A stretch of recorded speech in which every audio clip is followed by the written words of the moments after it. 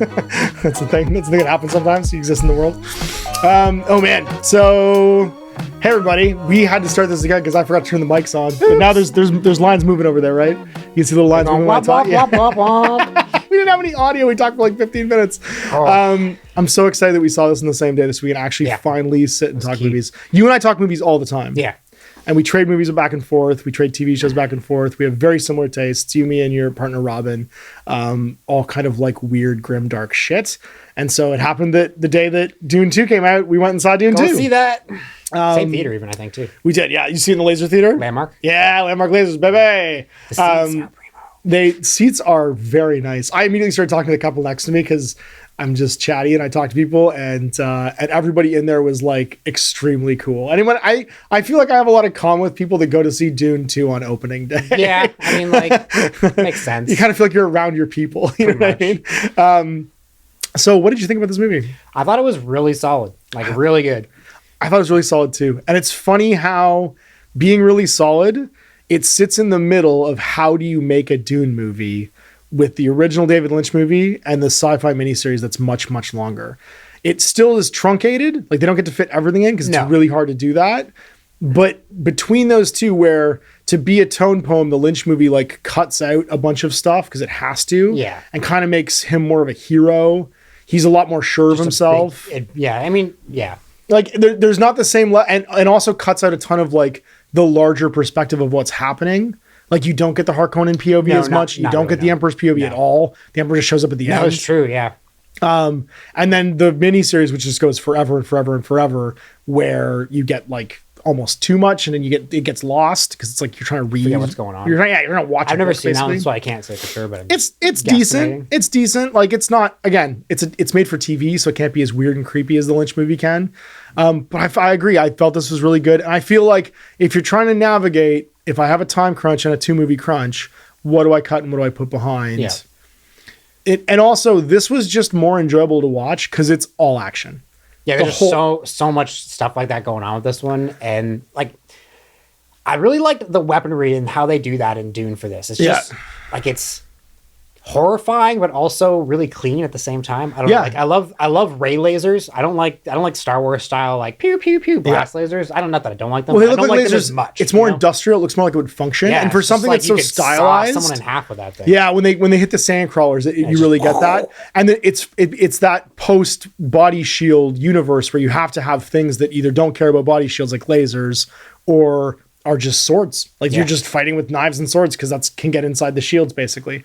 And because we've done all the setup in the first movie, and if you guys haven't watched the first movie, Denis Villeneuve, who's the director, says basically, what are you going to come into this with? Like, are you going to come into this with the first movie? Well, if not, I'm going to give you a little bit of upfront information so you can kind of just jump in and go right there. Cause this movie literally picks up 5 minutes after the last pretty much, yeah. Like they're still going to the siege. Carrying Paul and Jessica, around. yeah, Jameis is still with them, all wrapped up, so they can preserve his water.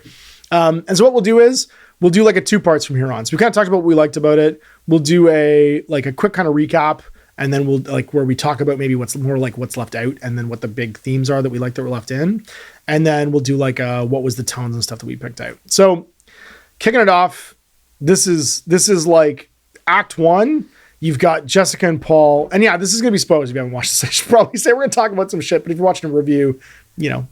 Probably know what you're getting spoilery into. For like this like at least 60-year-old book. Like. Yeah.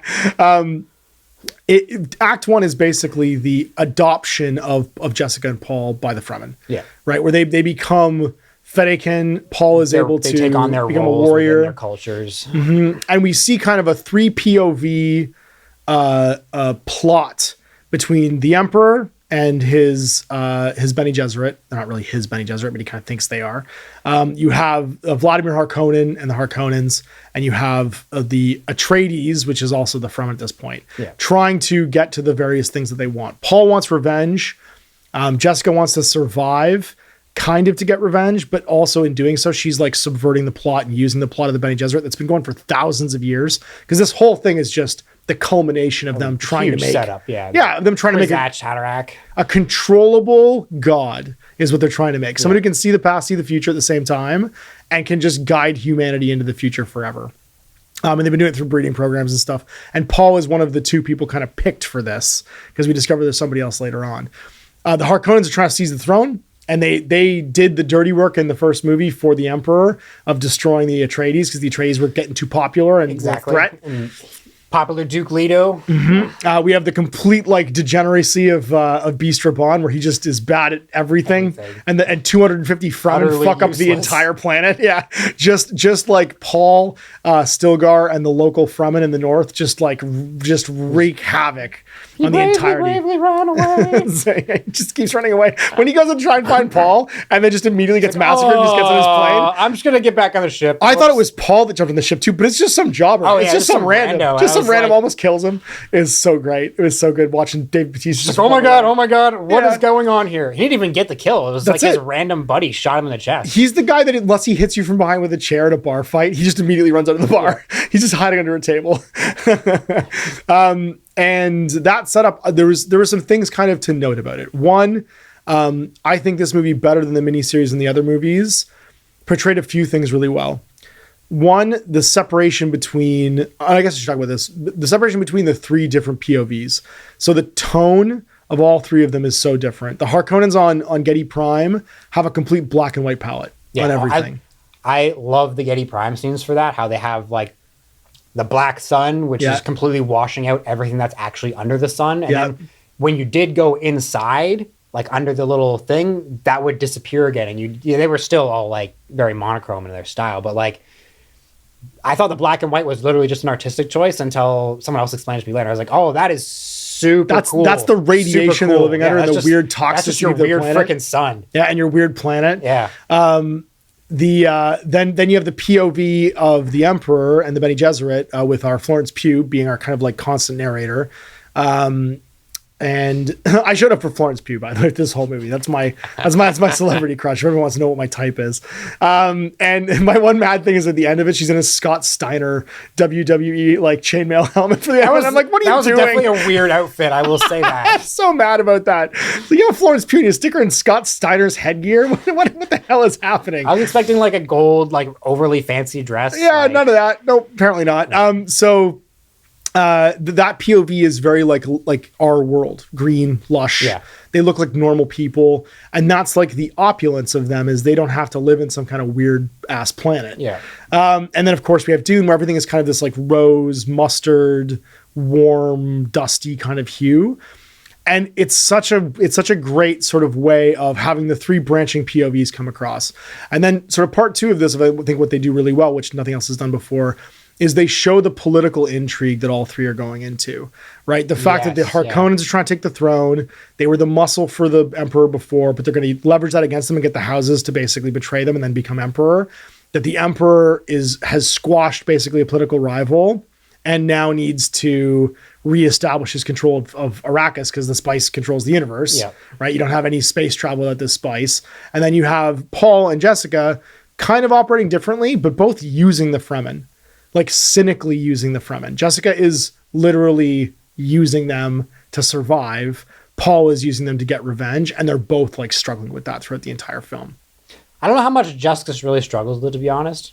She never struck me as like particularly being really worried about the Fremen's. It's like, more will it work or not? It's will it work or not, and will it do what because she's basically left the Bene Gesserit at this point, and she's trying to work inside that plan still while getting what they want instead of what the Bene Gesserit wants. Yeah. So that's the struggle I think for her is how does she navigate pretending to now be Fremen with getting what she wants, but also not using that to just deliver Paul to the Bene Gesserit at the end of it all. Exactly. Right? She wants him to be free. And so that character development, we have Paul basically trained to be in the desert, learn to be a fighter, join the Fedaykin, and develop his relationship with Chani, which I think is really important. Yes, yeah. Because she's kind of just put it right towards you. I don't know why I keep like moving my pop like in a dumb place. Like, just put it over there. It would make way more sense. Yeah. Just pull the mic into you too, because it won't be all on top of you. There you go. We have like this arc basically that sets up Act 1 now, where they've all been established in what they want and where they want to go. And it spends more time on stuff that hasn't had time spent on it, like how they all feel about it. Yeah. We see where Fade Roth has come from, where Baron von Harkonnen is trying to replace Beast Rippon because he's failing. All this guerrilla warfare has basically destroyed the spice production. Annihilated their production. Yeah. And we see what 250 Fremen can do to an entire planet of Harkonnens. I mean, they're like an incompetent society for that kind of thing, but still, like... Yeah, it's very funny, though, because they get their dicks dragged through the dirt for the entire humongously. movie. Yeah. That's actually kind of something I really liked with this movie, is like you get a lot of like... Heroes are never totally heroes a lot in movies now. They've always got to have some bumbling and jokey shit, and like both Fade and Paul just exude competence all the time. They play it straight. The whole thing's played straight. Solidly effective always in what they're doing. Yeah, they're both completely like, this is my defining characteristic trait is I am committed. Yeah. And they're committed to the whole thing, and both actors portrayed incredibly.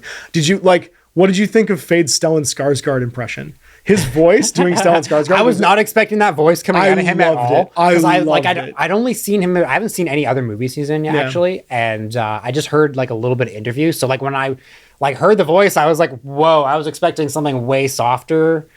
And he's just Stellan Skarsgård. Yeah, he's just like, ah. He sounds exactly like Stellan Skarsgård. It's incredible, which is who plays Baron Vladimir von Harkonnen. And you also discover that there's a backup plan for Paul, and that's Fade. Yeah. And so you have this like this three-way conspiracy, basically, like schemes within schemes, where the Bene Gesserit and the Emperor, no matter who wins between the Harkonnens and this surviving Atreides, and they don't actually know Paul's alive at this point, or Jessica. No. They just know that there's a guerrilla leader destroying everyone on Arrakis, and they're trying to get control of it. They think that part of the story is done. So that's the advantage that Paul and Jessica have, is everyone thinks they're dead still. So everyone kind of succeeds. Fade becomes the sort of they call him, what is it, the Na Baron. The Na Baron, which is like the Baron in waiting. He gets elected as like the second in command, which Beast Ribbon kind of was before, and they all head off to Dune, to Arrakis, to try and secure it, to bring the full might of the Harkonnens, because they can do it publicly now, so they can just bring the whole Harkonnen military to bear against this place. And at the same time, Paul has now been accepted by the Fremen. He rides a worm. He learns to fight in their style. He crosses the desert. He does it all. And he just comes to it immediately. He gets his war name. He gets his secret name, right? He gets his Muad'Dib, his desert mouse. Yeah, his desert mouse name. And in the background, the Bene Gesserit are manipulating both sides. Yeah. And we discover the Bene Gesserit's big secret, which is that no matter who wins, the Harkonnens win, because Jessica is the secret daughter of Vladimir von Harkonnen. And that's Paul's mother. So she wasn't just some random Bene Gesserit. She was actually making sure that the Harkonnen and Atreides bloodline was mixed. Yeah, because they needed those specific bloodlines to mix to. They needed to wipe out the Atreides one permanently, and that meant that there needed to be a different bloodline in. I thought they wiped out the bloodline because they didn't want it. They didn't want the Kwisatz Haderach to be an Atreides because of how popular Leto was. Exactly. In control. And they just wanted to kick the can down the road, basically. And they can always reveal that he's also a Harkonnen at any point, and that makes him not a pure Atreides and sets it all in doubt. Or his children, because his children from that on will be less and less Atreides. Oh, that's true, because that's true. They're I always forget that Jessica's not his wife, which is important, actually. They sort of important. Not important to the movie, actually, but Paul is his heir. Yeah, his heir through a not like a legitimate marriage. Yeah, exactly. So there's a lot of like intrigue going on with the Bene Gesserit here. And Fade is the backup. So Fade gets tested with the Gom Jabbar. They send another Bene Gesserit basically to test him and also to secure that bloodline, just like Jessica did. So she's now been impregnated by Fade. And we get into Act 2. And Act 2 is where the conflict really picks up. Right up until this point, it's all guerrilla warfare. But the Harkonnens are out on the planet, and they start shelling every mountain they can find to try and destroy the city. More games. Yeah, no more games. Whole military shows up. They just scorch earth the whole place, and do a real good job of it, because they kill basically these 250 fighters, and they force Paul and Jessica to make a choice. Jessica goes south, starts establishing like the religious fanaticism. She's now like almost completely determined. Right, she's probably like 8 or 10 months later. I figure at this point she's probably just being a Bene Gesserit and deciding to not do it. Just controlling her body. Yeah, like this is not a time for babies to come out right now. Yeah. Just deciding how it's gonna all happen. But we've got Vladimir and Fade on planet now, securing it, and they secure the entire north, because they once they dedicate themselves to wiping out Paul's guerrillas, Stilgar's basically guerrillas. Yeah, it just happens overnight. It's true. I mean, like it's one of those like. I feel like really it was just that Beast Rabban was never taking it seriously, actually. Yeah, he thought they were rats. He could just, He kept send out calling them his little crappy air patrols, and there's only like 30 dudes out there. I'm That's going to kill right. them all. But, like... He doesn't actually like engage with it enough to No. actually do it. Yeah, and the one time he goes to try and kill Muad'Dib, this rebel leader, he just gets his ass handed to him and runs away. It's so funny. It's so funny how like I thought literally that Paul or Stilgar was like jumping on the aircraft with him afterwards. No, it's just some rando dude. Some dude. He almost Whatever. kills him. Just like he just runs away from him immediately. Oh, Doesn't even God, beat it's him so himself. funny. Seeing Dave Bautista run away, like not even like a little bit of time spent trying to like fight. It was a little bit interesting. It was kind of a lot of off-type things too, because especially because the last thing I watched Javier Bardem in recently was No Country for Old Men. Yeah, so yeah. seeing him like just being like the ultimate hype man for Paul was such a weird, jarring thing at first. I forgot we didn't mention that this time, did we? So yeah, so that is the other thing, is that there are the character development of Chani, right, where she like softens towards Paul, forms a relationship with him that now in this second act, and then becomes like his person, his confidant, his emotional support. And on the flip side, we have Stilgar, who is just losing himself to religious mania. He goes from like standoffish in the first movie to like very like rational seeming, especially when he's coming to meet the Atreides that first time, and he like spits at them or whatever. Obviously, it's gives them respect, water. but gives the water. But and then to see him like just hard turn, it was jarring a little bit. It's him in like the corners, like whispering to her, being like, "This is the guy. This is it. This is Lamati. This is the one. This is the one." It's and like he denies that he must be him. That's right. Yeah, and like that's he starts doing like mental gymnastics to like make it work. When Paul's like, "No, I'm just a dude. I'm just some random off-worlder. I just want to live with you guys." Like, it was great. But that gets leveraged basically in the second act, where Paul makes his choice of, all right, well, Jessica, go to the south. The North and South are really clearly defined now, as the South is like the fundamentalists who believe all of this Bene Gesserit plot where there's going to be a savior and stuff like that. And the North are kind of these more hardened freedom fighters who have been influenced by fighting the off-worlders. You're always going to have like culture bleeding, whether you're in conflict or you're friendly or not. You have to learn about enemies. They're both more and less Fremen. Yeah. Because I think they're more like, no, these were our traditions before the Bene Gesserit basically started talking to us. And at the same time, they're kind of outnumbered now by these fundamentalists who are in the South, basically, where there's millions of Fremen, not just a few thousand, but the scene where they have Paul walking through the crowd, I thought was great. When you see, just the scope of that. Yeah, when he finally makes up his mind. So the siege gets shelled, everyone dies. It's no longer tenable to stay in the North at all.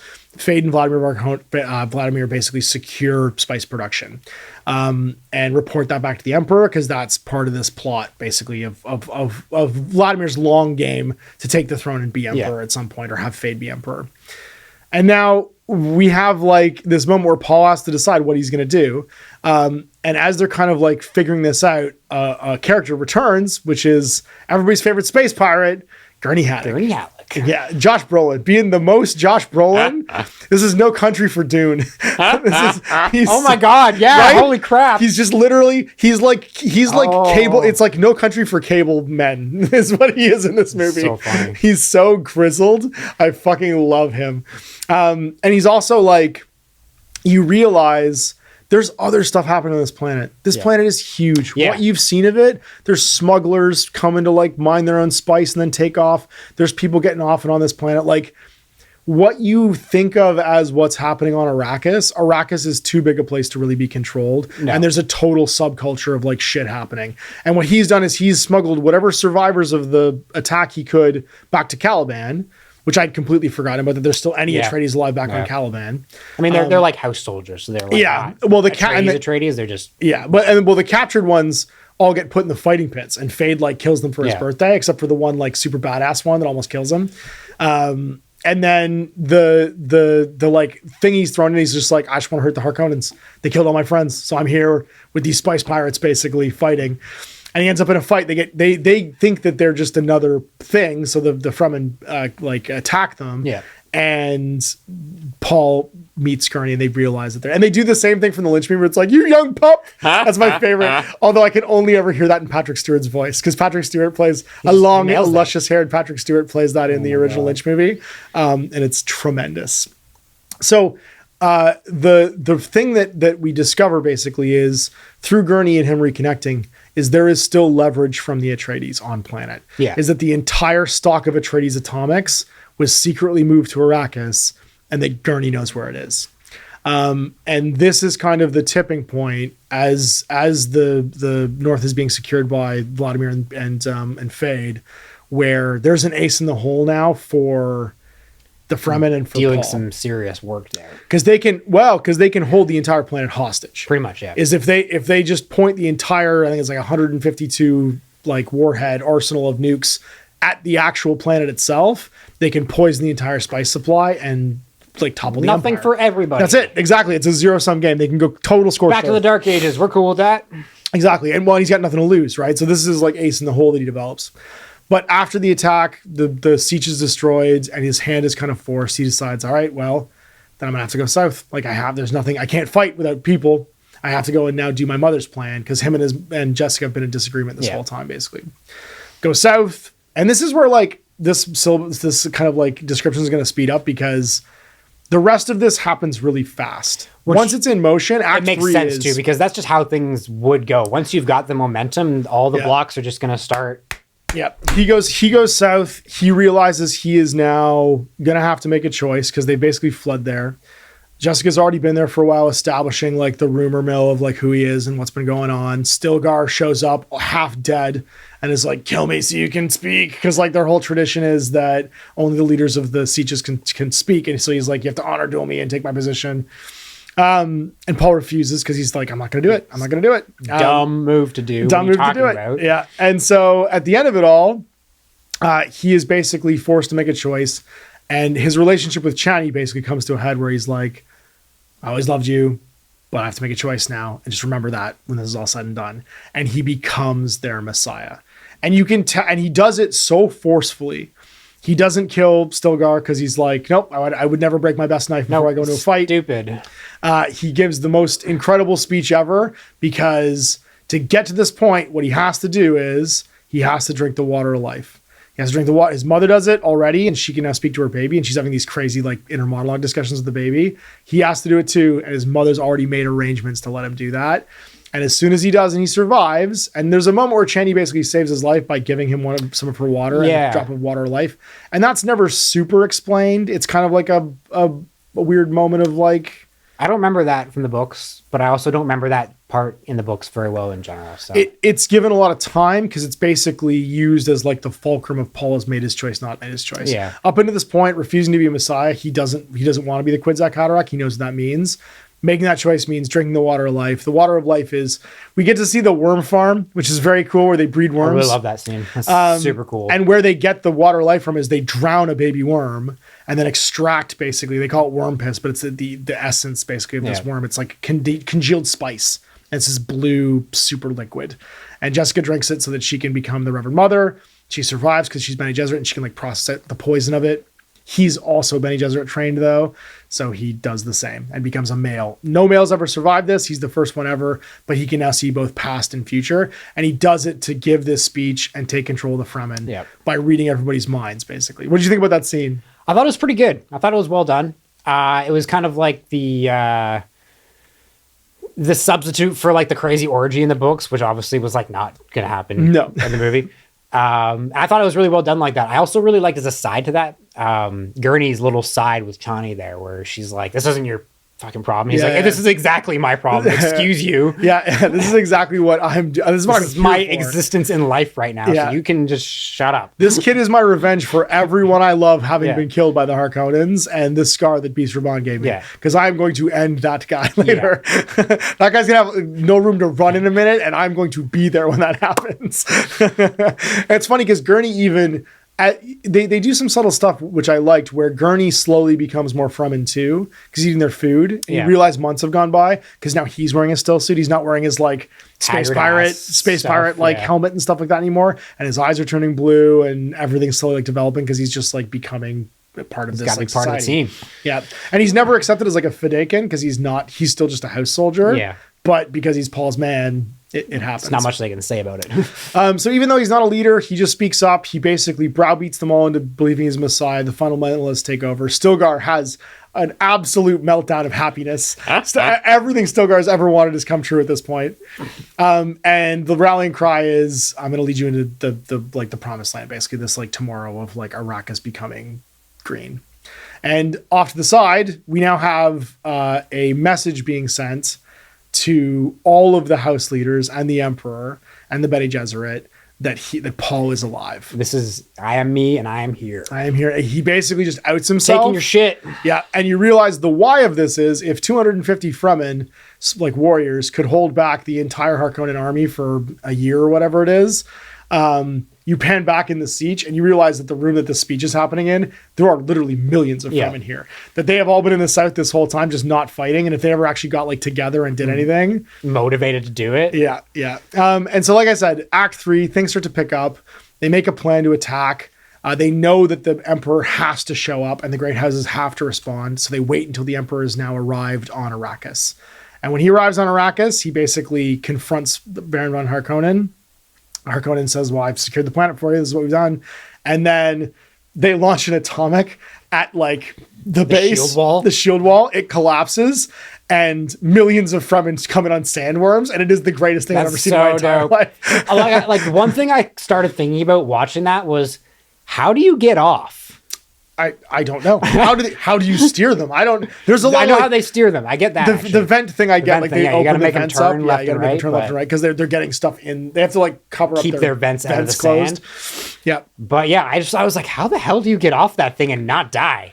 Being super Fremen, being like super spice getting soldiers. The hell out of the way. Yeah. Like, so here's my one bit that I was a bit disappointed in is we get our first view of the Sardaukar when the Emperor arrives. The Sardaukar are the Emperor's personal guard. They look more like Masonic knights than all the other troops we've seen so far. They have like European long swords as opposed to we've seen Sardaukar already. They were in the first movie briefly, but Sardaukar in the books are Space Marines. Like they're not regular troops. They're not the Harkonnen troops, not the Atreides troops. The actual guard of the Emperor are basically Space Marines. They're like guild built super soldiers that are supposed to be able to take like 10 men on at once. And I was a bit like, they're fine, but I was really hoping because he'd done so much work to like define everybody really clearly that the Sardaukar were going to be this like super soldier cadre that we got to see at the end they kind of tackle that more in the first movie, whereas like the Fremen, they're like, oh, like these Sardaukar actually fought us 1-1. Yeah. Where we usually we kill 10-1. That's it. So I think that kind of just like they moved on from there, and I was like, well, we've got 1 billion Fremen, and you have 12 Sardaukar over here. They had to bring worms basically to fight the Sardaukar. Yeah. The idea is that like nothing fights the worms because there's like rings of like tanks and aircraft and all shit, kinds of stuff, and these like and they're not little sandworms, they're like grandfather worms Megas. that just like destroy everything. And almost overnight, the place is overrun. They capture everybody. They kill all the Sardaukar and the troops, basically. And they send messages saying, I'm the Emperor now. Yeah, they make the Emperor kneel. This is mine now. Yeah, he fights Fade. The Emperor has to pick a champion. He picks Fade. We get a really good extended knife fight between Fade a great fight. And Paul. Paul knows he's Vladimir's grandson now, and so he introduces himself as cousin basically to Fade, which is really interesting, and Fade kind of like takes a step back for like a second. Excuse you, what the fuck? Yeah, we get Florence Pugh show up in her Scott Steiner chainmail hat, which makes me laugh so hard. I was like, why this is like her fourth scene of the whole movie. And then that fight happens, and the trap is basically sprung by Paul. What did you think about this like final showdown between? Because we also get our final showdowns between Beast Raban and Gurney Haddock. Gurney, I was like 50. I like it fit with the theme that Beast Rabin was a total bitch actually, and he went out like a bitch. Yeah. But also, it would have been nice to see Gurney have like a good fight. Yeah, he just instantly kills him. One little minor nitpick was when they are doing the fights between like in that, it's only that one sequence because most of the time they're not wearing shields actually in this movie, but they are still fighting with shields against the Sardaukar, and he's still fighting like they're not. Yeah, they made a good point of that in the first one where you'd see when they put the blade in, they really push. It would vibrate. Yeah, it would vibrate. You'd see the shield shimmer. Yeah, and in this one he's just like cutting right through left and right like it's not there. But like whatever, it's like 30 seconds total out of the whole movie during the climax battle thing. And it's a minor adversary thing. Like exactly, it's never played up that Beast Raban's given him the scar in the first movie. It's just kind of revealed in this movie. Yeah. So while it's satisfying, it doesn't need to be as satisfying as like the Fade. No, and it fits more thematically that he goes out like a bitch. He does, because he's been running away the entire He's just movie. running the whole time. Like, it wouldn't make sense for him to suddenly just be like, yes, I will stand up to this legendary warrior. This reinforced my love of Dave Bautista. Oh, I really like him as a dramatic actor. Like, because it's funny because he's worked with Denis Villeneuve before a few in, times. Blade Runner. in Blade Runner, and then also in something else I'm not thinking of right now. But he is like, for being this Superman, you know what I mean? His ability to give like a nuanced, emotional, or like even cowardly performance. He plays against types so often, and he's so good at it. He is one of the people who has legitimately, without carrying his like wrestling persona into his acting career, just become a legitimately great actor. For sure. Right? Agree. Like Totally John agree. Cena, The Rock, they carried their wrestling persona into kind of what they do. There's a few cases where they don't, but he has literally like just gone completely. He's just pretty much dry. I kind of forget that he's a wrestler a lot of the time. Yeah. No. That was my era of wrestling. Batista was like hard into my era of wrestling back then. That was my like early 2000s era. Where it was like me and my roommates would go to like, you know, SummerSlam and watch actual wrestling. So I got a soft spot for Batista. So what's great is Paul sends this message to the houses and says like, I'll destroy Dune, but make me emperor, I'll destroy Dune. And they say no. And so he just puts all the Fremen on the ships. It's like, all right, we're doing this. And then it ends with, I had a little bit of mixed feelings about that, because normally in the book they're just like, okay, fine, whatever. And like that was kind of, and it kind of just defeated the point of him taking Ireland to me in the movie, because that was the whole point of him marrying her, is to legitimize everything and be like, yeah, now you have to listen to me because I actually am the emperor. And they still say no, but also at the same time, I do appreciate that realistically, those people aren't going to just be like, yeah, you're going to have to show them some teeth. Like, yeah, exactly. And so we have this holy war now of the Fremen getting on ships and going to destroy all the other houses. Like, all right, let's do this. And it does, I don't know if this is the one part where I'm like, was this a studio note? Was this a leave it open for another movie and someone else will direct it maybe? Like, you've done your 2-picture thing, you've done the first book. Do we leave this open? Do we leave this door open? I mean, I think he's already said, I think, a few things about wanting to do Children. I always get whether it's Children or Messiah. Children, then Messiah, then God Emperor. Yeah, I think he said he's gonna. He said he's gonna do 3. I think I read something the other day about they're doing the soundtrack for it already, so it must be greenlit. That'd be exciting. That'd be super exciting. It'd be great. I mean, it makes sense too. Like, there would be very little point to doing the flashbacks of Anya Taylor-Joy and actually casting Anya Taylor-Joy if they weren't going to use Anya Taylor-Joy to be Alia. Same with Florence Pugh, like having, because she's another major character in who the will be third much book, more prevalent in the second future. Book, yeah, you're not wrong. And this could be like him pulling a Nolan and being like, "This is my Dark Knight trilogy." I honestly think this is what I'm doing. This is my Dark Knight trilogy. Yeah. All right. Well, we've done kind of the summation, our thoughts of the summation. Obviously, there's pieces that are missing. I don't think you can you kind of have to go in and accept, like, you can't make the whole thing.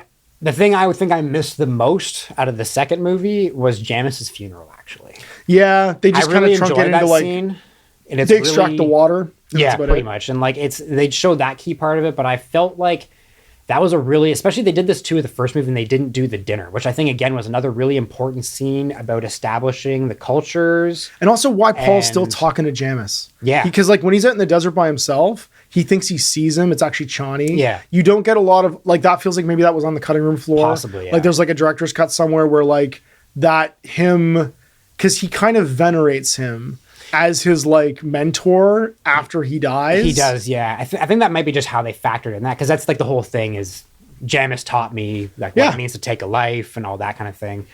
And I just really wanted that scene. That's a really good moment. But he's a great, and that actor's fantastic. I just play Jamis is incredible. Yeah, I really liked him. So we've gotten to part 2 now, basically, where we get to talk about like how the sausage was made here and what we liked or didn't like. So we'll bounce back and go forth. So first of all, and this is maybe a summary of both.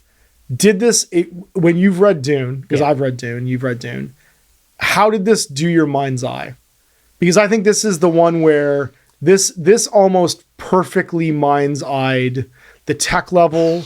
It did some things really well where like it got the like practicality of it, but also the ornateness in balance. Yeah, I think for the most part it clicked for me there. There's some things that I never really grasped mentally until I saw it, and I was like, oh, that makes sense. Like actually the fighting, because to me the shield fighting never really made sense to me reading about it until I saw the idea of it's because you have to push in, and like that's hard. That's actually a hard thing to do, because if you're having to push through, something's just going to deflect that.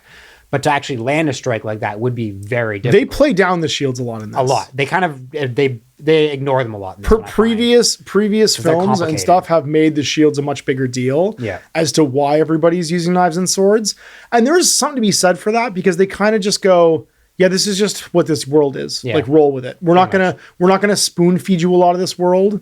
We're just gonna be like, we've established this previously. They fight with swords and knives, even though it's year 10,000 something, right? Still like them. They're still good. Yeah, this is what we fight with, and we do it because you can't shoot people with kinetic weapons. And when we do use any kind of kinetic weapon, it's so like overpowered, like the lasers. And it only works because we're like in an environment that doesn't permit shields. Exactly, because we're in the deep desert. Arrakis, and we fight while there's sandstorms and stuff, so the shields go out so that we can hit you with lasers or hit you with rockets or whatever it is. And you can't use them if you're on the ground. You can't use them because they summon worms. That's right, because they make the worms happen. Yeah, because it's a staccato beat basically. It's creating a rhythmic beat. I really like the helicopter gun that they were using in the beginning. It was super cool. It was the kind of thing that I would expect out of like Altered Carbon. Like in the books Altered Carbon. It was just horrifying future weaponry that just is indiscriminately fucking ruthless. it's firing like giant railroad spikes. Pretty much. Just like here, have 100 of these across like a 15-foot space. If you're out there, have a great time. Yeah, it's really well done. The Fremen's willingness to like be a guerrilla army too and just steal all the equipment off the people they kill, I thought was really well done too. The like hijacking all their laser guns. Again, I don't know if I said this already, but I love direct beam energy weapons like that, where they maintain the beam. You can like move it around. It's funny because you would see the shield go out after a second, and then it would slice through, and then they would move it around to try and like make it cut through like special systems or whatever. They did that a lot in the first movie too, when they were trying to cut into the room they were all hiding in at the end there. Yeah, it was really well done. I think there's something to be like said for the attention to detail of trying to not over explain, like not hitting us over the head with the technology, because I feel like a lot of it visually told its own story. Exactly. Too. Yeah. This is going back to the first movie again a bit too, but like with the bombs they use, like that was something that they never had in the book, but it was such a cool, logical idea that like, yes, they'd have a weapon, like weapons that slow themselves down, that work on that slow level that they can penetrate through. Yeah, exactly. They like break before they go through the shield, so they can make it through the shield and then go through afterwards. Yeah. And then once you're in the shield, that's horrifying because now you've like contained the explosion. So that would be my first thing, is like the show not tell is really good in this. Yes. They show instead of telling. They don't bang you over the head with the information, but once you sit back from a movie like this and think about it, you're like, oh, that's why that worked that way. Yes. Oh, that's why that was all like this. And that's really satisfying as a moviegoer, because you feel respected by the direction. Yeah, I love when you can look at something and just be like, that makes sense. Yeah. That makes sense. Even when it's like, it's weird and jarring at first, and then when you can step back and be like, oh yeah, okay. Well, sci-fi and fantasy doesn't treat us like adults a lot anymore. No, I hate that. You know what I mean? Like, and it's because I think movies get made today to try and reach the broadest possible audience. So it gets like studio noted into, we have to explain how this works. So we have to tell people why is this happening? And you don't get to like sit on it and actually like interpret it for yourself. This movie definitely took that away. Just deal with it. Yeah. I think the second thing this movie's done better than any other adaptation has before is showing the 3-sided, almost 4-sided if you count the Bene Gesserit and the Emperor as being separate, plot structure. Yeah. And the internal like machinations of like everybody using everyone. Right, Vladimir's using the Emperor. No one is like, everyone is just a piece to be shifted. There's no. That's like the book is really strong for the political intrigue. Exactly, and it's actually one of my favorite parts of it. It's everyone's in everyone's head, and that respecting that part of the book hasn't really been done before. And I think that's where this was satisfying for me. Apart from like amazing looking action, super cool battle sequences, because you're just getting like constantly bombarded by cool fight scenes in this one. Great action, really good dialogue. Such good choreography for the Fremen like movement, and like it looked realistic. Yeah, like that's the thing, is it didn't look like martial arts. It just looked like people who are incredibly good fighters, really fast and savage, and are very economical. Athletic. Are very athletic. It was very practical, basically, is what it looked like. And that feeling of like, oh, they understood the source material better, I think, came through this time. Yes. Not that everybody's not gonna have their favorite scene like you and I did that didn't make it in or whatever, but that overall the point was, no, you have power trying to manipulate, and you have people inside the manipulation trying to manipulate back, and someone comes out of it victor, basically, at the end of it all. That's really satisfying. Is that our eventual victor protagonist hates how he became victor. and doesn't want what he now has, and has to basically make that choice at the end of it all to like, 'Cause it's the only choice to make, really. it's the only way to win. It's a zero-sum game. Someone else wins if he does it any other way, and he has to break through. And even with the way he does it, he's now accepting that he's going to be under Bene Gesserit control in one way or another, because he's going to marry a Bene Gesserit witch, basically, in the form of the Emperor's daughter, and he's going to have to deal with the consequences of them being around in some form or other. I don't think she's actually Bene Gesserit, but she's definitely a tool of theirs. She's whatever because she's the same. I think she's the same level or rank that Jessica was. She's a handmaiden. She's like a Bene Gesserit handmaiden, I think. Oh, maybe. I forget. Because that's the same. She's in the same kind of level as I can't remember the name of the Bene Gesserit that goes to see Fade and tests him with the Gom Jabbar. Oh, but I think she's the same. She's the same level of training as her. Okay, I didn't think she was actually Bene Gesserit. I thought she was just being used by them to do whatever she was told, basically. I don't know. I could be mistaken. I feel like she must. Haven't read them since before I watched the first movie when it came out, so I'm a little rusty. I think it's as much as she's Bene Gesserit trained at the very least, probably, yeah. And as much as an operative of them would be. It's true. It makes sense because she's manipulating her father. That anyone in that world would have their children trained with whatever fancy shit they have. It's like why Paul has Mentat training. Yeah, exactly. So also Bene Gesserit training, even though he's a man. Like, so he can resist it, right? Exactly. And then he eventually gets up using the voice and stuff because he becomes a Bene Gesserit. So yeah, so those are the two big things for me. Was there any other big thing you took away? Like the why you like this? Like visuals for me, the show not tell. Sound in this was so well. We also went and saw it in like the super sound mode theater. Yeah, so like the 3D audio.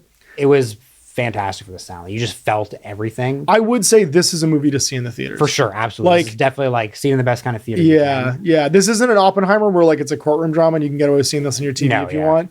Like this is a one where Oppenheimer only had like one scene that really needed the theater, in my opinion. It's not even the bomb. It's when he's doing the speech at the end. Yeah. Not the speech when he has the panic attack. He's having the panic attack and the audio is coming through. Yeah, everything's that one. That's the only one that's really you need the theater for. Yeah, but this one is like, because it's such a tone poem and it's such a huge like everything is so epically large a lot of the time. Well, that's it, and it flashes between tight like oneers of like people and conversation to these like massive expansive shots where you're getting this sense of scale. Yes, yeah, you're going from like whisper to like nuclear explosion. Yeah, and like a massive like worm whose movement alone just like is deafeningly loud. Yeah, and these spice combines that are the most cool, weirdly insectoid spider bot things. They're so cool. I really like the Harkonnen one. That was a really cool design. Yeah, the Harkonnen one reminded me of like the little blister bugs from the Matrix. Remember those ones where they're like battery bugs or whatever? They have like they look like a squid where like the head is like this bone basically, and then they have little like feeders that are like pulling everything out. I watched the Matrix in a long time actually. Yeah, it just had that kind of like weirdly what is it, like anthropomorphic kind of like tone to it where it looked like it was alive. Yeah. Versus the big pirate one just looks like a big. The pirate one looks like the ones from the Dune 2 video game, the old like RTS game, or like the original movie. Yeah, it's a big combine. Size, it's just a big square combine basically. So I think that's it for me. So anything you think they missed on? I didn't love Christopher Walken as the Emperor. Go on. I felt like he just kind of came across as a tired old man throughout the whole movie. Okay. Which maybe that was intentional because like he's kind of an emperor at the end of his reign and like he's fucked up kind of with Claudius this whole kind of thing to him, yeah. But like I don't know. I just felt like with the Lynch version of Dune, I didn't love that dude either. He looks kind of funny to me. He's not what I would expect to see of the Emperor, but like that's kind of weird stylistic. Mm-hmm. Anyways, getting beyond myself. He had authority though. Like he had presence. He was still like he looked like an emperor, whereas like Christopher Walken's, he's just like he's kind of leaning on his throne. Leaning all the time. I agree with you with the energy. He's wearing just like this gray shift. Mm-hmm. Like he doesn't look opulent at all. Like even his daughter looks more opulent in the chainmail suit. His energy's really low. Yeah. Like I would say that it's like you've done a desperate thing to retain power. You should feel more neurotic and desperate. Yeah. You know what I mean? And even like the posturing of like your authority and your power and stuff like that. And like I know he can do that too. So I know it was a conscious choice, but like I kind of wanted Christopher Walken from True Romance. was like, do you know who I am? I'm the Antichrist. Yeah. Like I was kind of expecting, like, I'm the emperor. I want the prophecy Christopher Walken. I want him coming down like as he's Gabriel, basically, the archangel, basically, that's here to destroy the world. That is kind of what I was expecting, and you're right. I didn't maybe get that, but he's in it so little, and his daughter's manipulating him. So like, yeah, and so I was just kind of like I can get past it. Same thing with I haven't decided yet how I feel about how they played things with Chani at the end. Mm-hmm. I like that they changed who she was throughout the movie. She had an actual legitimate story. Yeah, she was a real character in this time instead of just like Paul's like baby maker, basically. Yeah. But also, it kind of just made the ending play kind of weird to me because the whole thing is Paul doesn't really give a shit about Ireland. He loves Chani, and they're supposed to be. And this is the sacrifice. And he's just I'm just going with this lady because it's whatever, and I need this for the. And Chani's just like, yeah, whatever. I had your babies, and I know you love me, and whatever. You've got another. You already have another wife from the dude from killing Jamis. Like, okay. Yeah. And here she's like super mad about it or whatever, and storms off, and that's the ending shot of the movie, which I thought was kind of a weird way to end it. So it put a lot of emphasis on that. Whereas like even Paul already said, I've already foreseen her not giving a shit about this. Yeah, in, like, I will say that. Bit of time. I will say that if there's any changes to the source material, sorry, I just want to finish. Yeah, sorry, that's okay. But it was just the logic. It was also the logical way her character would see that situation. Yeah. Also, so it was just kind of like it was true to the character, but I didn't like how it made the end sloppy because it also made the marriage to Ireland weird because he did it to not have the Landsraad go wild against him, but they still do anyways. Mm-hmm. So it was just kind of oddly weird there, but it's not terrible. This is the bit where Denis Villeneuve and the writers have rewritten characters in this. Yeah, but I would argue, and I think some people won't like the rewrites of the characters, but I will argue that Herbert doesn't really do justice to some characters, and they are very shallow. For sure. Chani in particular, I think, is a very shallow character. Yeah. And I think giving her an actual story arc in this pays off Paul's choice. Because Paul's choice doesn't mean shit if there's no sacrifice. If he doesn't sacrifice his relationship with Chani to try and save everybody, and he's just I'm just the Superman of everything. And that's it. And that's the way that the Lynch one goes. That's the way that the all the other previous interpretations go, where they just kind of follow the source material. And I'm like, but that doesn't mean anything. He's not struggling with the choice if he's not actively giving up the person he loves. Yeah. And it's the same with Stilgar becoming a complete like religious freak by the end of it. He has an actual like change in character where he's internally struggling. The only person who doesn't really internally struggle is Gurney Haddock because he's just a one-note. He's a one-note character, but I'm here for murder. I love him for it. I love him so much for it. He's the old man who's just seen too much and is done with all of this. And then the developments of Fade. Fade's given so much more screen time here. I really like Fade here. It's a petty thing. It doesn't really matter. I was kind of sad we didn't get Count Fenring. We just got Margot, but like he's like an utterly unimportant character. He's just weird. Yeah. And it would have been funny to see someone have his weird ass speech patterns, but well, the fact that he gets to also be used, that you see the Bene Gesserit using him and that he's the backup plan, you realize that like, oh, even our antagonist doesn't have a lot of control or agency. He's also being manipulated and being put on a path. Like that felt really good. So I'm I think more forgiving of some of the rewrites and changes because I think that to make a lot of the overall story have more feeling and more like gravity it was appropriate. It definitely all of it more or less worked. Like there was just that little bit. It's just how it ends with Chani being really upset at the moment and that being the actual end shot. I thought was just like a change in the theme. I don't know.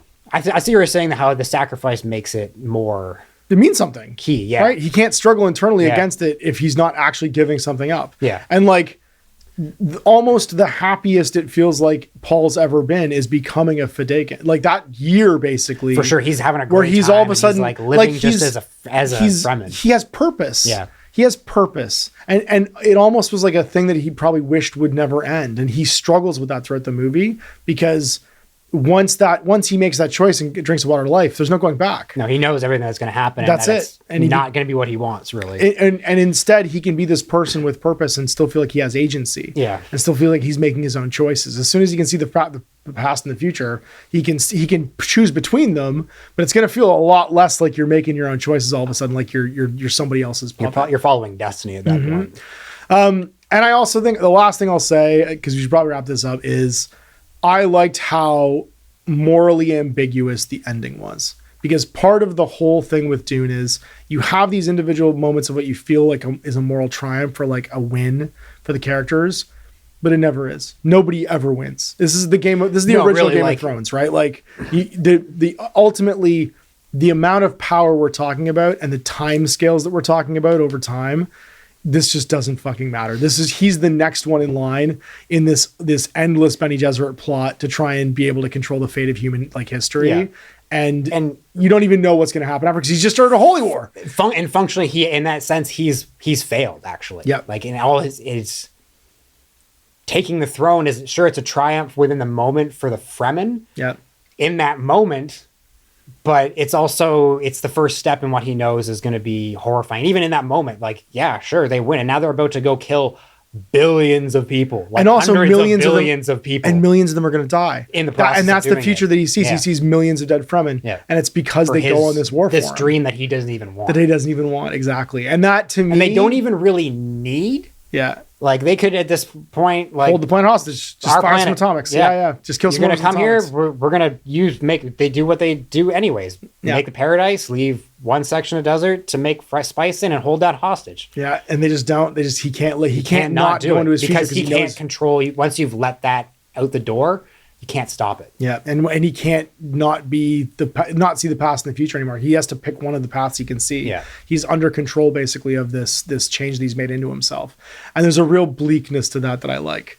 I like the hopelessness of, we told you this whole story about this guy's basically like path to become a hero, and in the end he's a monster now. He's the one inciting an ultimate horror across the galaxy. Like the horror show, yeah. The horror. And then he really is the abomination, I guess. That's it, exactly. And that's why Chani leaves, is because she doesn't want to watch it happen. Like, yes, there's the whole like emotional part of the relationship and betrayal, but she also realizes that these Fremen are going to. She doesn't get on the ships. No, it's true. She was never about that in the first place either. Nope, she just gets back. She just wanted the Harkonnens gone. Yeah, she wanted Fremen to rule Dune, to have it back, basically.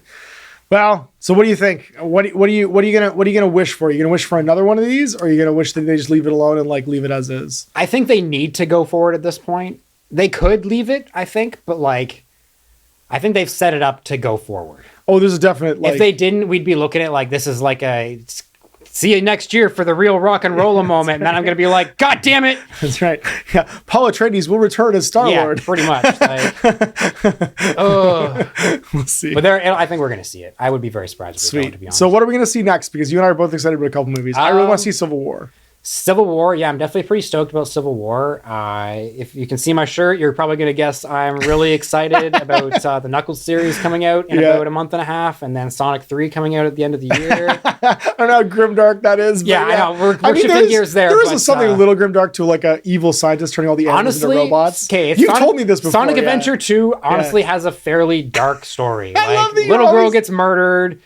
Gonna blow up the Earth. They do blow up a huge chunk of the moon, and then Sonic gets pretty serious. All right, like Jordan stands for Sonic at all times. Die hard. He gets along with my son more than any more of my friends. All right, but in a more like actual grimdark. Right now, I'm kind of just revisiting Edge Runners again because I just kind of blew through it really fast. Cool.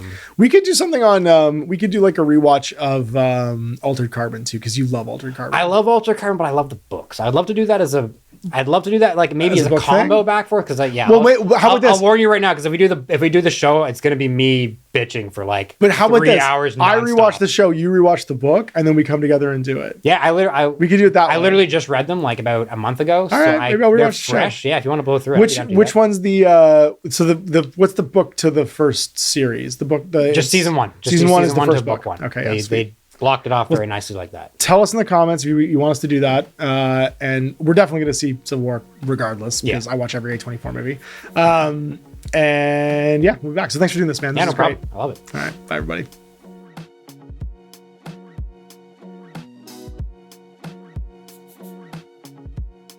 Hey folks, thanks so much for watching another episode of Grimdark Media.